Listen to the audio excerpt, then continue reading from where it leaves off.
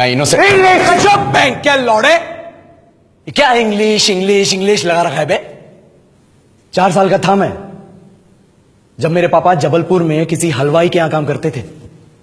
खुद तो कभी स्कूल गए नहीं, इसलिए अपनी गांड घिस घिस के मुझको स्कूल में भर्ती करवाया। अब कहने के लिए तो वो इंग्लिश मीडियम स्कूल था, लेकिन साले हमारे टीचर लोग खुद हिंदी में बात करते थे। हमारे स्कूल के लड़के एक दूसरे से यो व्हाट्स अप डॉग ऐसे बात नहीं करते हैं। क्या भौंक रहा है तेरा लंडा आज कर रहे हैं, ऐसे गले मिलते हैं। किसी तरह रट्टा मार मार के 10th तक पहुंचे तो पता चला कि जिंदगी में सफल होने के लिए एक ही तरीका है, और वो है इंजीनियरिंग। सब यही कहते थे, माँ बाप, टीचर लोग, गली का वॉचमैन भी हमसे पूछता था, और भैया कैसी चल रही है आपकी तैयारी, भग बेंचो तुमको क्या करना है। इसलिए हमारे स्कूल के बच्चे हम सब पहुंच गए बकरों की तरह, मैं IIT, मैं NIT। अरे जिस बच्चे ने अपने बाप को जलेबी तलते देखा है वो तो यही सोचेगा ना कि जिंदगी में पैसा ही सब कुछ है। I did not choose this engineering life, sir, and neither did this engineering life choose me. It was shoved down my throat by my teachers while my hands were tied to my back by my friends and my parents watched in silence.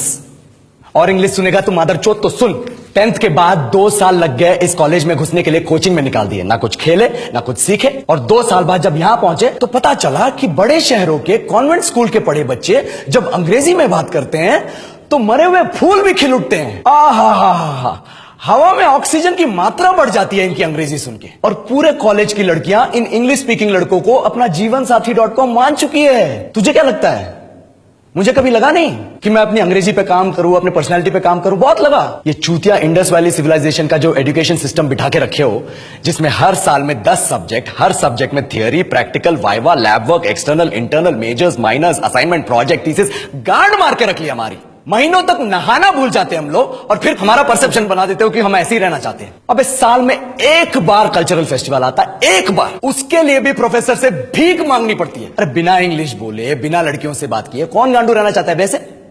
पर time कहां है कुछ सीखने के लिए, लगे पड़े हैं कोडिंग सीखने, 3 लैंग्वेज सीख रहे हैं अलग अलग, इंग्लिश छोड़ के। लेकिन जब प्लेसमेंट्स की बात आई तो सबको एप्टीट्यूड चाहिए, पर्सनैलिटी चाहिए, इंग्लिश स्पीकिंग चाहिए। It is not that we can not speak English, sir, we are just very conscious of our diction and our pronunciation, and we are not confident to speak in front of anyone else. If the curriculum was a little bit diverse, if the engineering colleges in our country focused on our all round development instead of functioning like a goddamn factory that is just mass producing robots by killing their dreams and handing out degrees, I would not be sitting here in this pointless HR interview, the likes of which exist only in our country.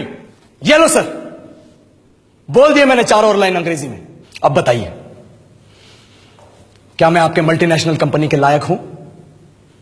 Do I have the potential to be a slave of your esteemed organization?